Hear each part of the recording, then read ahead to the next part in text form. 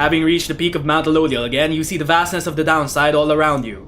It leaves you deep in thought regarding which of your companions ought to go free this night, as Hedwyn did last time. Shall we commence the ride, everyone? Hello, Volfred, sir. Volfred looks up as you approach and smiles. I never thought that I would say such things, my boy, but it is good to wear the raiments and the rights once more. The march of time does have a way of healing certain hurts. Besides, the Nightwings of today, we are a very different beast than the Triumvirate which took me in almost a decade ago. Ours was a Triumvirate of exactly 3, well 4 with Tizo, who proved to be an exception, though historically the Nightwings never took on more exiles than needed. I have mentioned my predecessor Brighton and my former companions Arissa and Oralek. Perhaps naively I had hoped my time with them would not be relevant directly to what we now attempt.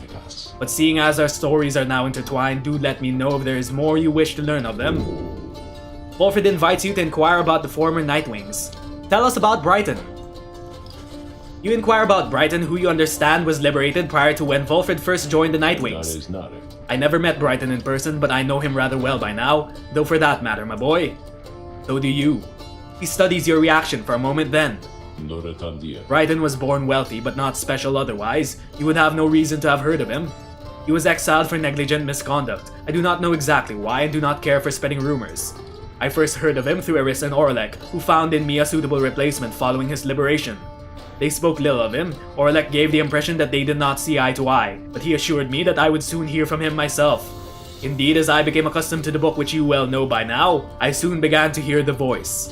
Volfred looks at you as if to see if you yet take his meaning. You mean the voice is Brighton? You see, my boy, after Brighton's liberation, he assumed a new identity within the Commonwealth, and a new responsibility to the Triumvirate which liberated him. That voice you hear from time to time, whensoever the stars align, is his. He is no longer Brighton, he is none other than the Archjustice Androboles IV himself. Liberated exiles retain certain burdens to their old triumvirates. They have much to thank them for, not just their freedom but their exalted status in the Commonwealth. The theocratic rulers of the Commonwealth, they do not wear masks and raiments simply for the sake of ceremony. They are not who they appear to be. Their public paths are nothing but a fabrication. Like Brighton, they were once exiles too. Brighton, that voice, he has no love for either one of us by now. He knows full well what we attempt to do, yet he is bound by the tradition of the rites. He shall always stand on ceremony and complain, but I think he knows deep down that he is powerless. How ironic, that one such high status in the Commonwealth should be so frightened of some long-forgotten exiles such as we. Anyway, that's Brighton for you. He must have seen in you the potential to be one of his staunch supporters for a time. If it's a path you'd wanted to pursue, I should apologize. Now then, whom else should we talk about? Let's talk about Arissa. You ask about Arissa, who you understand betrayed Oralek at the moment of his liberation, but then perished in the Shimmer Pool. I'm afraid you know the brunt of it, my boy, but I suppose you ought to know something of Arissa's past, lest be quick to judge her solely by her actions. Mind you, I would never make excuses for the terrible choice she ultimately made, but her life, I understand, was very difficult. Arissa had been exiled for the foulest of acts. You could see it plainly branded on her face. Such was the heinousness of what she did in the eyes of the Commonwealth. She was an apprentice blacksmith in her youth, taking up the post left by her brother. He had fallen in battle on the Blood Border despite wielding their father's own lance and armor. Her father never quite recovered after this, and had grown cruel and detached. It was Arissa who took the brunt of his fury. He expected the impossible from her. One day it was all too much for her, so when next he lashed out at her, she struck back. She struck back, again and again and again. When they came for her, her father was gone, and she was not herself. She was promptly cast into the downside for the crime where her hatred for the Commonwealth only grew. Arissa was always intense in her demeanor, haunted by her father's memory. More than that, her chief motive for wanting back her freedom was, in hindsight, not a healthy one. She longed to join the nation's enemies, to build for the High Wing remnants a great siege engine that could shatter the defenses of the Commonwealth and forever end our feud. What she ultimately did to Oralek, it was an act of pure and thoughtless desperation. I do not think that it was simply evil, nor do I think that it was personal. I often wondered though if in her final moments in the Shimmer Pool she understood what she had done, and the depths to which she had fallen. For years I must admit I hated her, but for now, my only hope is that she found the peace untenable during her relatively short life in the downside in the Commonwealth. Furthermore, I hope the life of Arissa offers some perspective yet to those of us who have not yet made the same mistakes. Now then, was there something else? Tell us about Oralek. You ask about what Oralek was like when he and Volfred first became acquainted. Volfred remained silent for some time. I was very sick, you know, when I first landed in the downside. The long trip down the river must have been a little too much for me. It was Orlek who found me. He could not have known my capacity to read before he revived me. He was a physician, intolerant of the sight of suffering of any kind. Not just any physician, mind you, a gifted, highly decorated one. He served on the front. Back then, skirmishes erupted frequently, and those such as Orlek, they had to deal with many casualties on either side. In time, he said he grew repulsed by what he saw. This sowed in his heart a yearning for an end to all the bloodshed, so he tried to use his status to negotiate a treaty with the High Rim remnants. It must have gone about how you'd expect. He was given direct orders to return to the front, but when he refused to soil his hands again, they cast him to the downside. Here he gained the notice of the Nightwings, and before long he grew to be one of the finest rights conductors anyone had ever seen. He was instrumental in the liberation of his companions, whose roles in the triumvirate were later filled by Orisa and me. In time, Orlek's own opportunity for freedom had come up. He longed for it so that with his exalted status, he might stand a better chance of negotiating peace. However, on the evening of his liberation, well, you know the story from that point. Volfred breathes a heavy sigh. He and I were kindred spirits for a while. I could not bear to think that he was gone, and now I still cannot entirely believe that he is back. He is our adversary now, transformed, grown cold. Still, part of me is happy that he lives. Make no mistake, of course, I shall not be swayed against our plan. Not by Orlek, nor anyone. As I have said before, we share a higher calling now. As for Orlek, he wants his freedom still, although I wonder if he still remembers why. Anyway, was there something else, my boy? Thanks for all the exposition, Volfred. You bid Volfred a good afternoon and leave him with his memories. My pleasure, reader. Reflecting on the past from time to time helps demonstrate how far we've come, yet how much further we have yet to go. Now that everything is finally taken care of, let's commence the rite. Once more, you have gained the fall of Solium where one among you may go free. But first, you shall have to prevail against the essence in the liberation rite. Reader, your companions are gathered there under the fall. They shall be counting on you. Indeed, as the cycle of the rites turns faster, so too is our plan set in motion. My agents in the Commonwealth are beginning to cause a stir out there, and word has reached high places that the rites are ending. This is our chance, though let's not despair should victory elude us here. We shall make the most of whatever the scribes may have in store for us. That is to say, good luck, my boy, it is time.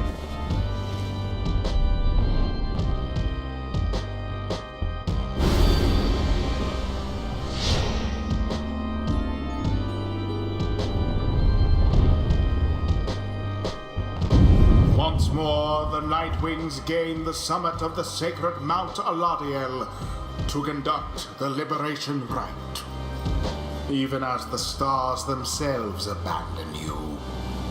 Make good upon these final opportunities, reader. This glorious age-old tradition coming to an end upon your watch.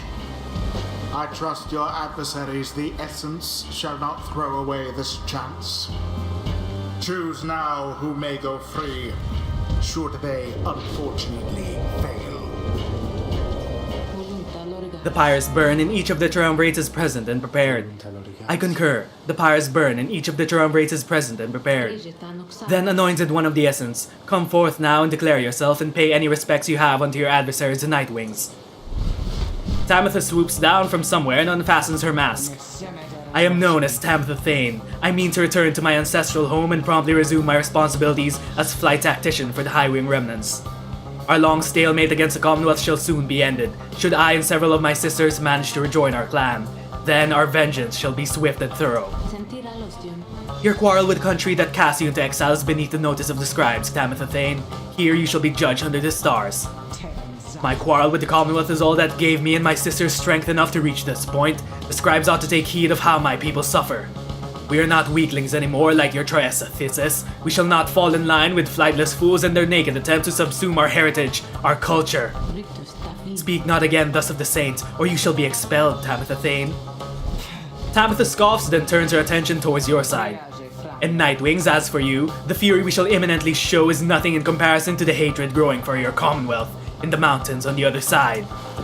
She signals to her sisters to ready themselves. You seek your freedom, but there shall be nothing save for devastation should you manage to return. You can't let them win, everyone. Nightwings, your decision. On whose behalf shall you conduct the liberation rite? I would ask you to choose wisely, but I'm sure you know no other way. And you prepare your song, Tarek. Of course, Celeste. Who do we liberate today? Intend to liberate. I don't know. We've liberated the trio, but I don't know who to liberate now. We only have so few rights left. Seems that Pamitha, Volfred, and Bertrude are still unworthy. So it's either Zay, Tizo, and Sir Gilman. I feel like Sir Gilman will need to regain his freedom, his honor. I feel like it's time. Sir Gilman, it's time for you to regain your honor. Sir Gilman. Has this knight at last regained his honor? Let us now find out. Who shall be at his side? We'll use Pamitha. Sure, let's get him out of here then. Then we'll use Zay. Zay. Me? Of course I'll do my best. This is important. Very well. One final obstacle to overcome here, I can soar again above your commonwealth. Such destruction I shall rain upon it soon. But first, let us dance this final time.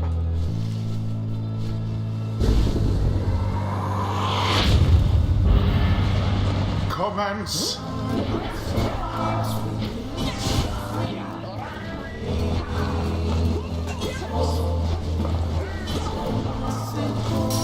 Uh-oh.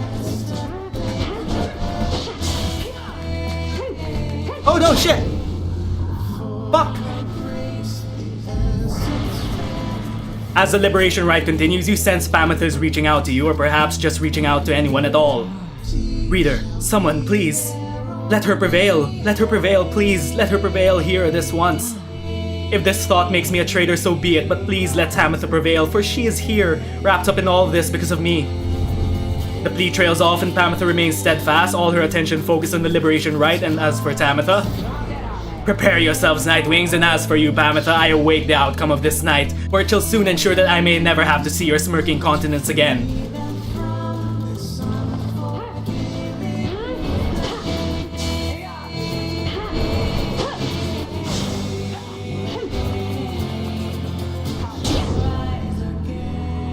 I'm not gonna talk so much, guys, so I can focus.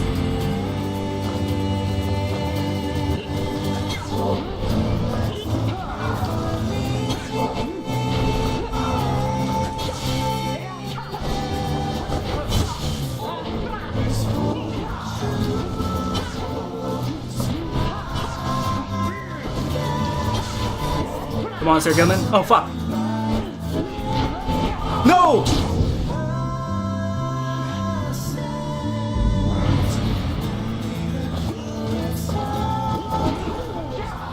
Fuck!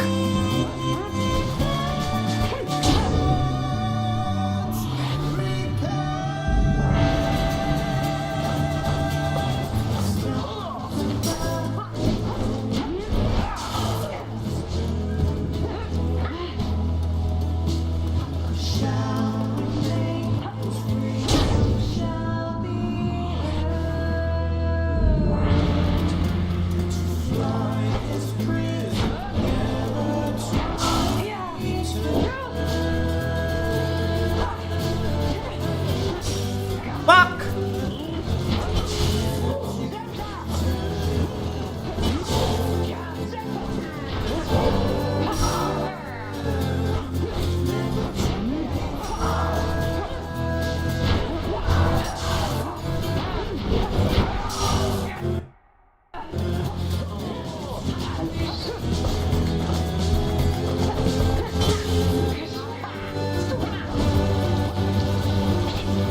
No, shit! So close.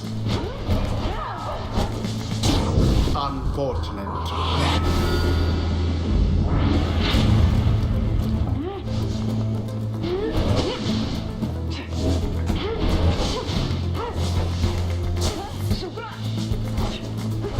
Someone there rose to the occasion.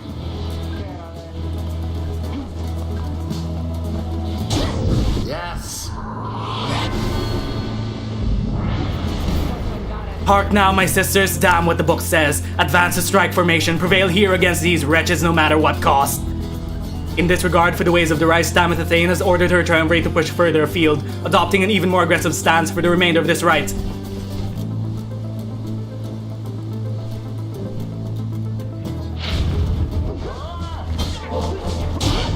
there it is, at last. The essence proved their worth. The Nightwings, on the other hand?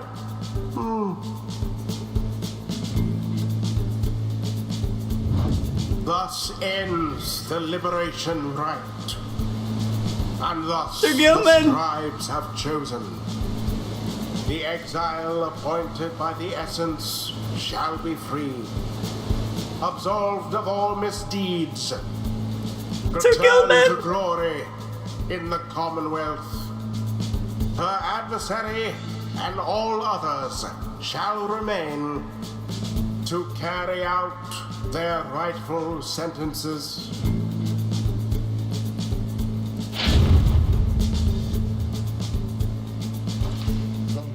There is no room left for doubt that this knight's honor yet lies scattered all about these lands. He shall have to go and search around for it some more. No! This couldn't have happened! Commonwealth fools. How fitting that traditions such as this should spring forth from a culture such as yours. They ought to have put me to the sword, but no, they in their arrogance and their smug superiority deigned reason that those such as I ought to be exiled instead. Here then we would live in penitence and learn the error of our ways. She laughs for once, though not with joy. Such utter nonsense. And now they shall receive me open-armed, a champion forged by their precious system, yet I shall use every waking breath to bring them all to ruin. She turns to her fellow sisters of the essence and regards them with respect. Sisters, I may not be bound by blood, but ours is a stronger bond even with that. May we soar together in the stars someday, and I swear to you, the High Wing remnants shall survive. Farewell, sisters. A moment later she is gone, engulfed within the waters of the Shimmer Pool, yet you hear her voice reverberate for some time. Farewell, sisters! Tamitha has earned back her freedom. Accept this, for it is done. Godspeed, Tamitha Thane. The 8 scribes are watching from afar. By their grace, may the cycle of the rites keep turning for as long as possible.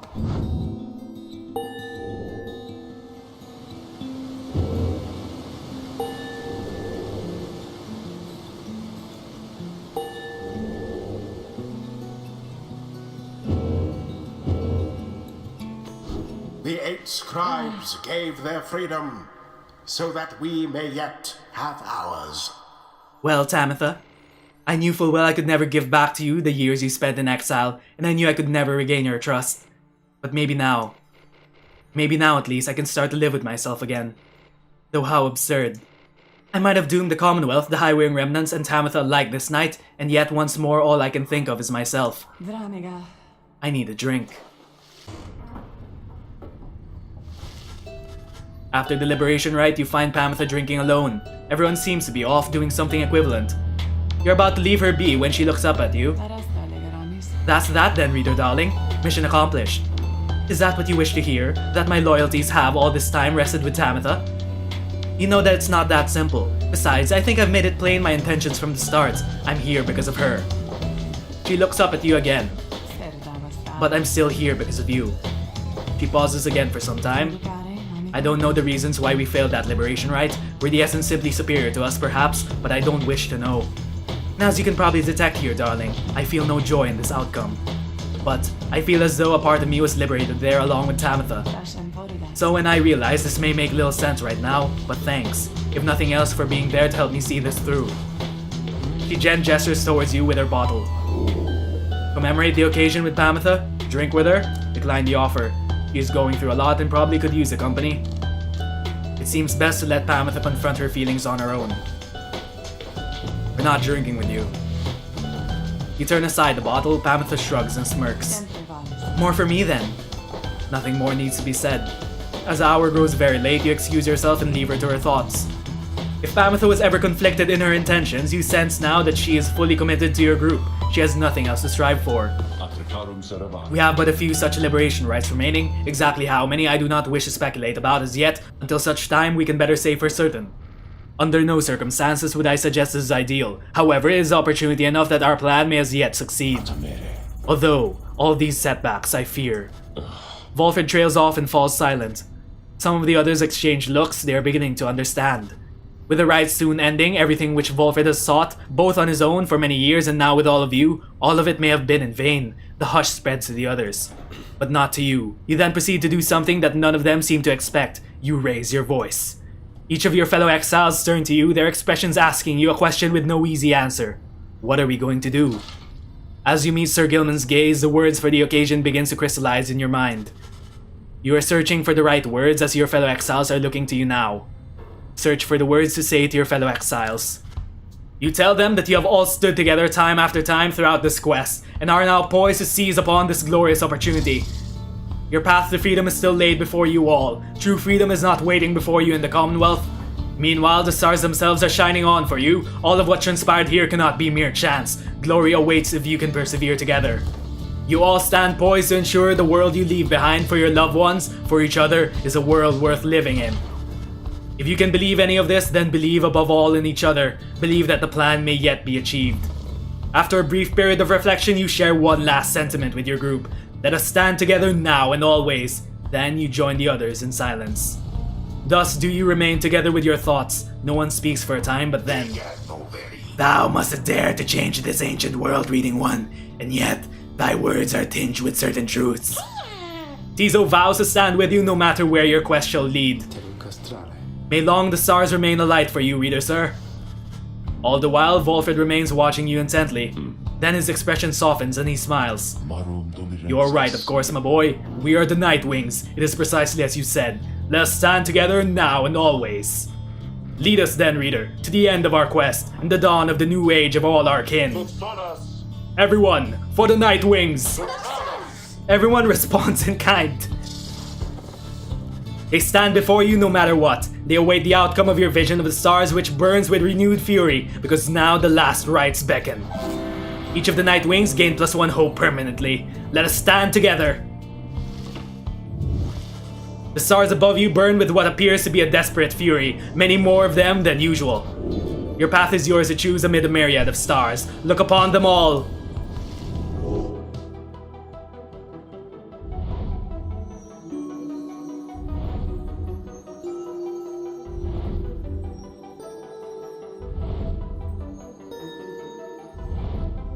Seems like all the stars are available to us now.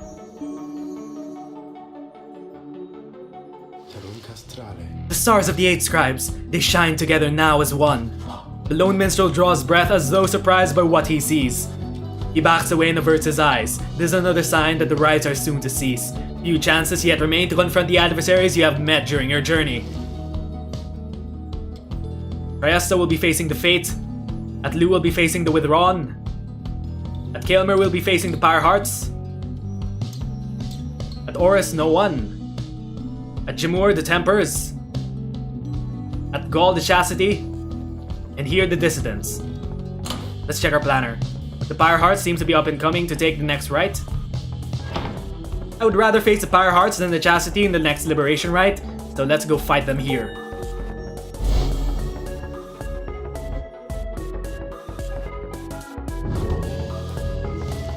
Farewell then, reader. Once more shall you face Manly in the Chastity when next the stars align. We may set course for the Ridge of Gaul at dawn. For now, please get some rest in the remaining dark of night.